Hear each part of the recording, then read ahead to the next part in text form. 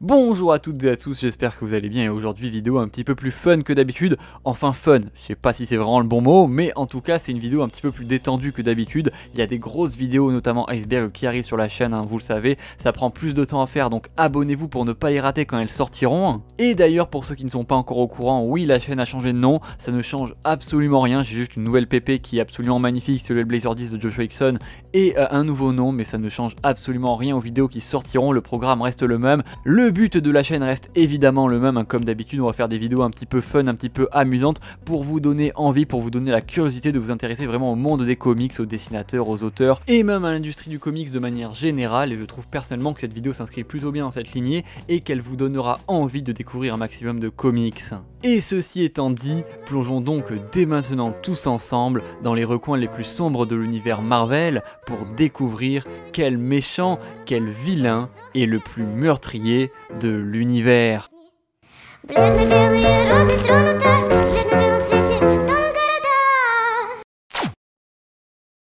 Et juste avant de vous parler du premier personnage, je tiens juste à préciser que la vidéo n'est pas un top 10, voilà, elle est appuyée sur les comics évidemment, mais c'est pas un top figé, évidemment, là on n'est pas sur des données vraiment très stables et très satisfaisantes, vous allez le voir, c'est des approximations globales, on fait des ordres de grandeur ici, et vous allez voir que ça marche plutôt bien, même si évidemment vous pouvez ne pas être d'accord, et dans ce cas là je vous invite à donner votre top en commentaire. Et pour finir ces petits avant-propos, pour que vous compreniez bien comment est-ce que j'ai pu créer ce classement, en fait je me suis basé sur une seule règle, on prend en compte du coup pour faire ce classement la volonté de tuer. Donc par exemple les changements et remodulations d'univers tout entier, eh bien ça ne compte pas, désolé, ça exclut par exemple donc le Beyonder, parce que évidemment quand il claque des doigts pour créer un univers, eh ben il n'a pas la volonté de tuer chaque personne dans l'univers, donc c'est pas vraiment des meurtres au sens strict. Mais par contre bonne nouvelle, du coup les massacres de masse et les génocides, eh bien ça compte.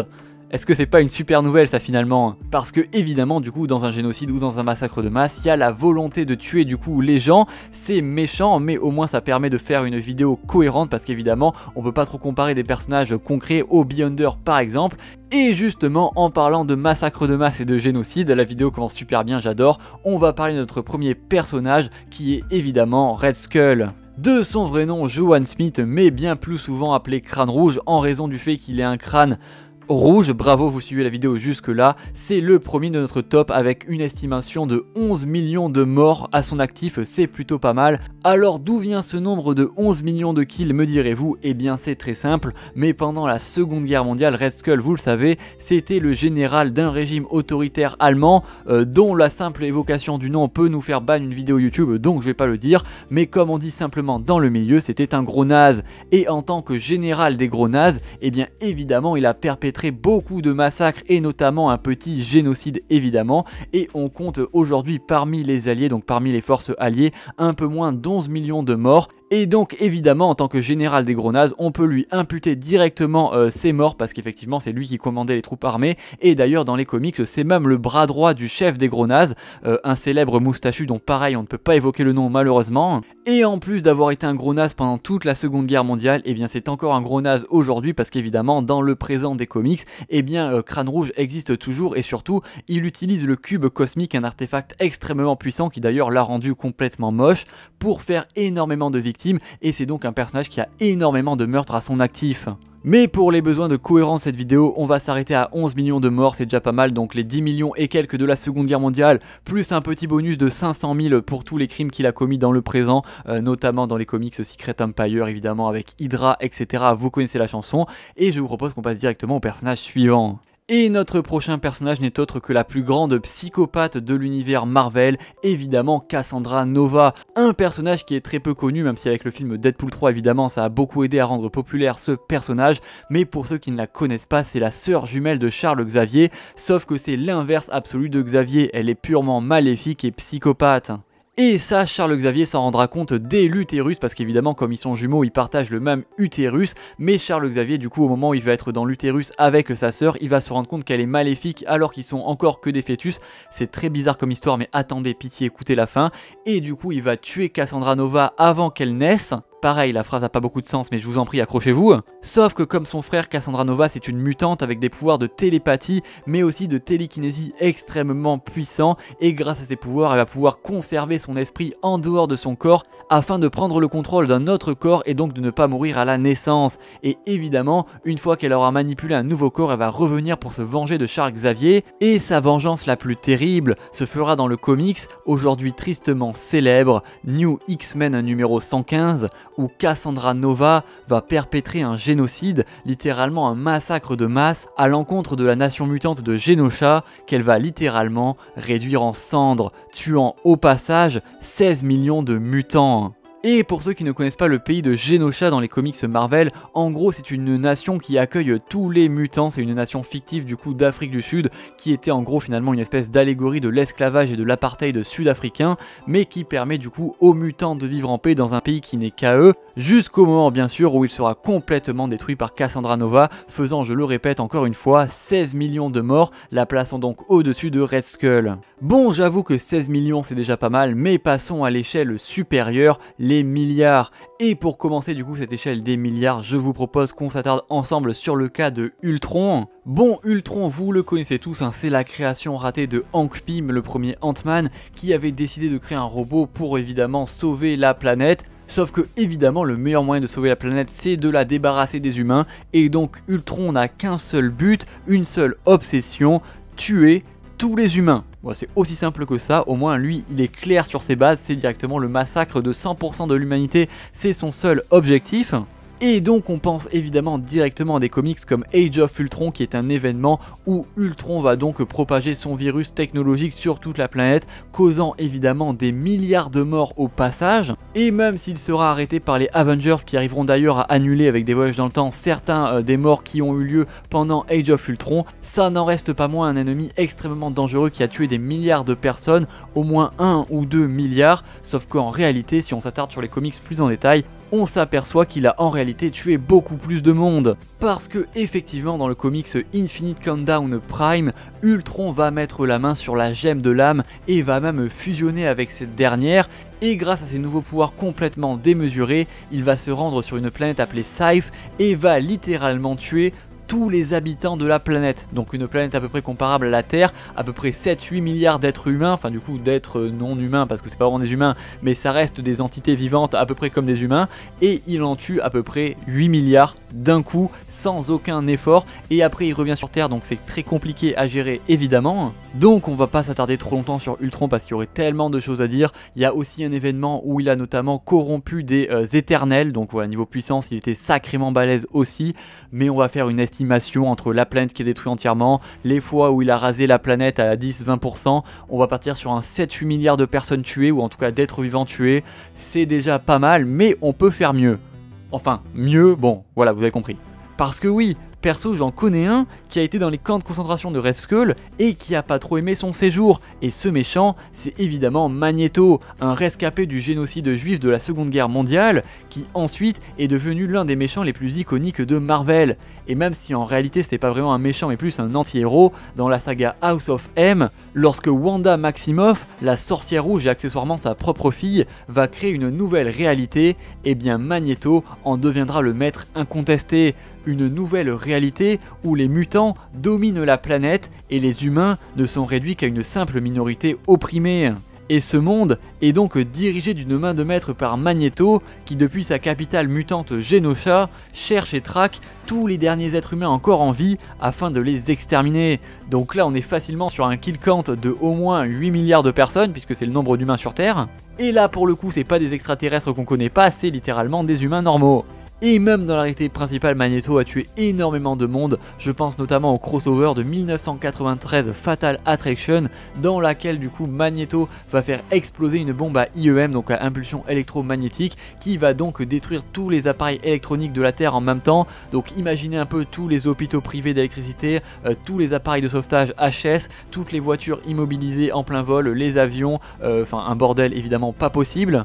Et ça c'est sans compter les nombreuses villes qu'il a détruites entièrement, ou encore la fois où il a lancé un héliporteur du Shield directement sur les Avengers avec des civils autour. Voilà, bon là niveau perte civile ça va être un peu compliqué.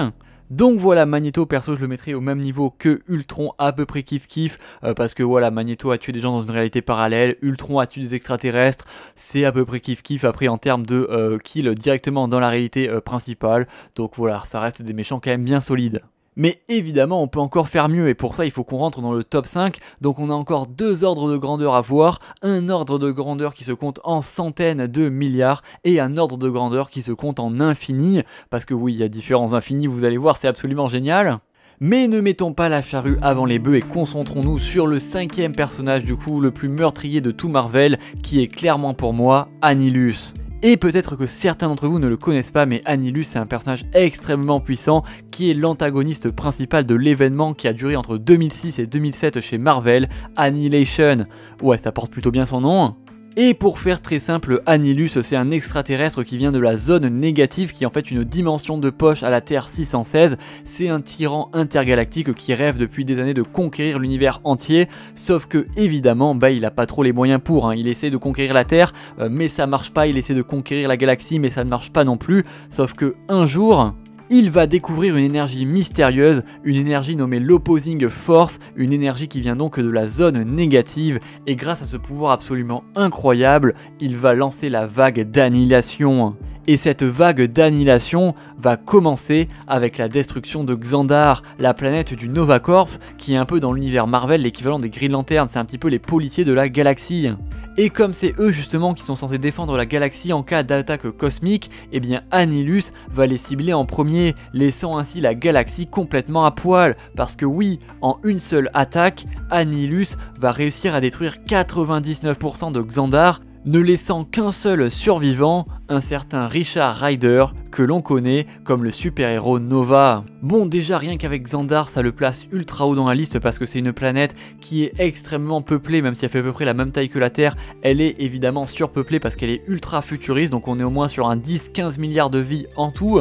Sauf que, évidemment, Annihilus ne va pas s'arrêter là, et sans les Nova Corps pour défendre la galaxie, eh bien c'est des civilisations tout entières qui vont périr les unes après les autres, des centaines de milliards de vies qui seront enlevées par Annihilus lui-même. Il va détruire notamment les mondes Kree, les mondes Skrull et les mondes Shi'ar, réduisant en cendres des milliards de vies. Et Annihilus, lui qui à la base voulait seulement conquérir l'univers, ce qu'il arrivera quasiment à faire, va commencer à péter un câble et va capturer Galactus pour faire de lui une bombe géante afin de faire une sorte de Big Bang inversé et de détruire complètement l'univers. Alors oui, ça part complètement en couille et c'est débile comme plan parce que du coup il n'y a plus d'univers sur lequel régner, mais heureusement qu'il n'a pas réussi justement, mais je vous expliquerai peut-être pourquoi dans une vidéo. N'hésitez pas à me dire si vous voulez une vidéo sur Annihilation, ça pourrait être super cool.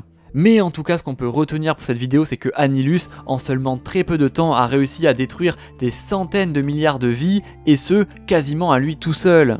Même si, évidemment, en termes de menaces cosmiques, il n'arrive pas à la cheville de Galactus. Galactus qui est vraiment la représentation finale des menaces cosmiques dans l'univers Marvel. C'est un des méchants cosmiques les plus anciens.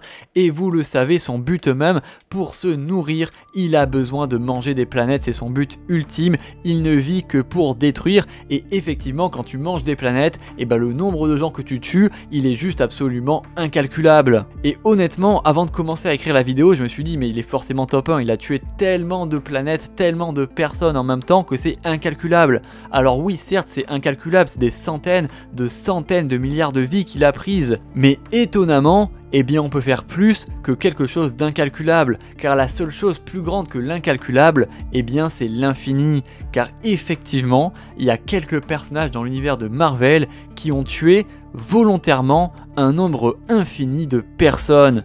Alors accrochez-vous parce que ça va commencer à devenir compliqué, mais vous allez très vite comprendre. Donc si vous avez bien suivi, on vient de rentrer dans le top 3, il nous reste 3 personnages à départager. Le premier, il est littéralement au-dessus des autres, il n'y a pas de débat possible, et je vous le spoil pas pour le moment, mais là on va devoir départager 2 personnages qui sont dans des situations compliquées. Le premier, ça va être The Maker, qui est en fait le Reed Richards de l'univers Ultimate, qui est devenu un des méchants les plus violents de tout l'univers Marvel.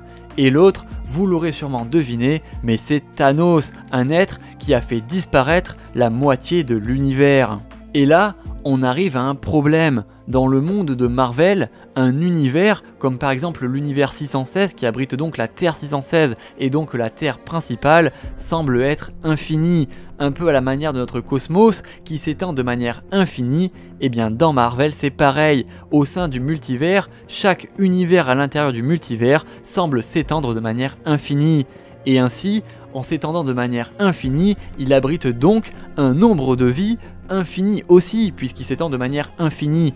Et donc quand Thanos claque des doigts, il détruit la moitié de l'univers, et donc un nombre de vies infini, à savoir un infini divisé par 2. Alors oui, c'est un peu compliqué à comprendre, mais je suis sûr que vous avez compris. Si vous n'avez pas compris, n'hésitez pas à me le dire en commentaire, je ferai un gros pavé, je vous promets. Sauf que le problème qu'on a, c'est que le Maker, lui, il a aussi détruit un univers tout entier. Il a donc détruit un nombre de vies infini, mais un infini qui est plus grand que celui de Thanos, puisque l'infini qui a détruit Thanos, c'est un infini divisé par 2, soit toutes les vies de son univers divisées par 2. C'est donc un nombre infini, mais un infini plus petit que celui du Maker, puisque le Maker, dans le comics Ultimate, va détruire son propre monde, tout l'univers Ultimate tout entier, et donc effacer un nombre de vies absolument infini. Parce que oui, même si je pense que j'ai pas trop besoin de m'étaler sur Thanos parce que tout le monde connaît Infinity War grâce au film du MCU, eh bien je pense que le Maker, par contre, c'est un personnage un peu plus obscur, même s'il est très connu dans les comics. En gros, pour ceux qui ne le connaissent pas, eh bien c'est le Reed Richards du coup de l'univers Ultimate, un univers qui avait été lancé dans les années 2000 pour créer une nouvelle porte d'entrée dans les comics pour les jeunes lecteurs. Et dans cet univers justement, toutes les origin stories de tous les personnages vont être réécrites, vont être un peu retravaillées, et le Reed Richards de l'univers Ultimate ne va pas échapper à la règle, puisque dans cet univers, on va apprendre qu'il a été un enfant battu dans une famille qui n'arrivait pas à comprendre son génie, et que ses parents vont donc le traiter comme un monstre, ce qui créera de grands traumatismes en lui. Et je vous la fais vraiment très courte, mais dans le comics Ultimate Fallout numéro 1 du coup de 2011, Magneto va tuer des millions de personnes, comme d'habitude vous me direz, et Reed Richards va être tenu un petit peu responsable de cette faute. Il va considérer que les super-héros ne peuvent pas sauver son monde et va donc décider de le sauver seul. En plus de ça, il va rompre avec sa femme, du coup Susan Storm, et à partir de là, il va être complètement isolé. Ses traumatismes vont reprendre le dessus et il va mettre en scène sa propre mort pour s'enfermer dans la zone négative et expérimenter sur son propre corps. Et à partir de là, il va remodeler son cerveau et son crâne, augmentant son intelligence bien au-delà des limites humaines. Et quand il reviendra de la zone négative, il sera totalement transformé, et ce ne sera pas Reed Richards qui reviendra de la zone négative, mais bien The Maker, un être qui n'a qu'un seul but, survivre, et ce, sans compter les pertes humaines. Et de quoi il veut survivre, me direz-vous? Il veut survivre à l'incursion, un phénomène très rare où deux univers vont rentrer en collision. Et lorsqu'une incursion se produit, un seul des deux univers peut survivre. Et lorsque l'univers 616, donc de la Terre principale, va rentrer en incursion avec l'univers Ultimate, du côté de la Terre 616, tous les plus grands génies du monde vont se réunir pour trouver une solution. Ils se feront appeler alors les Illuminati. Mais du côté de l'univers Ultimate, le Maker agira seul, créant ainsi une nouvelle ville appelée The City qu'il aura complètement sous son contrôle. Il maîtrisera alors toute l'humanité. Et voyant que l'incursion serait inévitable, il ne fera rien pour sauver son monde. Et pire, c'est lui qui le précipitera vers sa chute, ce qui résultera ainsi de la destruction entière et totale de l'univers Ultimate. Et ce, en grande partie à cause du Maker qui voulait clairement voir le monde qu'il avait trahi, mourir et être réduit en cendres. Donc voilà, pour faire très simple, on a un psychopathe qui, pour se venger de sa meuf qu'il a quittée, va manipuler le multivers pour détruire l'entièreté de son univers. Le mec a légèrement pris le seum. Et donc là, comme je vous le disais, vu qu'il y a un nombre infini de vies dans un univers, eh bien le Maker est responsable de la mort d'une infinité de personnes, et l'infini, c'est beaucoup. J'ai pas pris spémat au lycée, je suis désolé, je fais comme je peux. Mais vous allez me dire, est-ce qu'on peut faire mieux que le Maker puisqu'il a tué une infinité de personnes? Est-ce qu'on peut faire mieux? Eh bien oui, on peut faire mieux, on peut faire plus que l'infini, parce qu'il y a des infinis qui, comme je vous le disais, sont plus grands que d'autres. Et pour ce top 1, on va parler du mutant littéralement le plus puissant de Marvel, qui n'est jamais dans les vidéos top mutants, d'ailleurs il n'est même pas dans la mienne, parce qu'en fait je savais même pas que c'était un mutant, mais oui c'est bien un mutant. On va parler de Clyde Wineman Jr., que l'on appelle aussi le Marquis de la Mort. Le Marquis de la Mort, c'est un personnage vraiment pas très connu et qui, en plus d'être extrêmement stylé, est littéralement le maître du docteur Fatalis. Fatalis qui aurait largement pu être dans cette vidéo d'ailleurs, mais on n'a pas vraiment de chiffre exact, donc j'ai passé pour des soucis de simplicité. Mais Fatalis, voilà, il faut le savoir, il possède un maître, un homme qui lui a littéralement tout appris. Et ce maître, c'est le Marquis de la Mort, un mutant qui sur sa terre d'origine était le seul mutant. Et en tant que personne différente des autres, il sera bien sûr enfermé jusqu'au jour où il sera libéré par une attaque sur le complexe qui le gardait, une attaque menée par les plus grands méchants de ce monde qui pensaient pouvoir venir le tuer et voler son pouvoir, sauf que erreur, du moment qu'il sera libéré dans l'attaque, et bien avec une simple pensée, il réussira à tuer tous les méchants de ce monde. Et une fois libéré, il s'échappera de son univers pour mener une vie d'immortel et conquérir de nombreux univers. Et c'est là que sa description part en couille, parce qu'on nous dit littéralement dans le comics qu'il passera 1 milliard d'années à parcourir l'espace et les dimensions en réduisant partout où il passe des univers entiers à néant. Il a donc tué des univers. Il a donc tué plusieurs univers entiers. Il a donc tué plusieurs fois un nombre infini de vies. Est-ce qu'on se rend compte du délire? Parce que oui, comme je vous disais, s'il y a un nombre infini de vies dans chaque univers et qu'il a détruit plusieurs univers, il a donc tué un nombre de vies infini, et ce, plusieurs fois dans chaque univers qu'il a détruit. Et ça, je pense qu'aucun autre personnage de Marvel en est capable. Et j'exclus évidemment le Beyonder, les entités cosmiques qui eux sont complètement pétés. Là on parle d'un simple mutant à la base. Et en plus, scène extrêmement badass, quand il va revenir sur la Terre 616 pour voir où en est son apprenti, donc le Docteur Doom, il va apprendre que le Docteur Doom a été battu par les 4 Fantastiques et il va trouver que c'est vraiment la honte. Du coup, il va one-shot le Docteur Doom. C'est voilà, niveau puissance, on fait pas mieux. Et vraiment, j'ai pas envie de vous spoiler comment les 4 Fantastiques réussissent à le battre parce que vraiment les moyens déployés sont quand même assez exceptionnels. Et en plus, le run de Mark Millar et Bryan Hitch sur les 4 Fantastiques est vraiment incroyable. Je vous conseille vraiment d'aller le lire, il est vraiment excellent. Donc si jamais ça vous intéresse, pourquoi pas en faire une vidéo, n'hésitez pas à me le dire en commentaire. Et sur ce, c'est tout pour moi. J'espère que cette vidéo vous aura plu, j'espère que le top vous aura semblé cohérent et assez plausible. N'hésitez pas à me le dire en commentaire si jamais vous avez des persos auxquels j'ai pas pensé à ajouter, des objections évidemment, n'hésitez pas à me le dire en commentaire. N'hésitez pas aussi à dérouler comme d'habitude la description, vous avez le lien vers Eurocomics Grade, la première entreprise française de création de comics. Ça marche à fond, donc encore une fois, merci à tous de soutenir ce projet absolument incroyable. Et sur ce, je vous dis à très vite pour de prochaines vidéos.